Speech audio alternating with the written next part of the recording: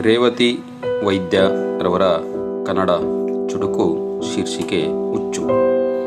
ಸಾಹಿತ್ಯ ಬರೆಯುವ ಹುಚ್ಚು, ಮನೆಯಲ್ಲಿ ಬೈಗುಳ ಹೆಚ್ಚು, ಊಟ ಮಾಡುವರು ಹೆಚ್ಚು, ಪಾತ್ರೆಗಳೆಲ್ಲ ಒಡೆದು ನುಚ್ಚು.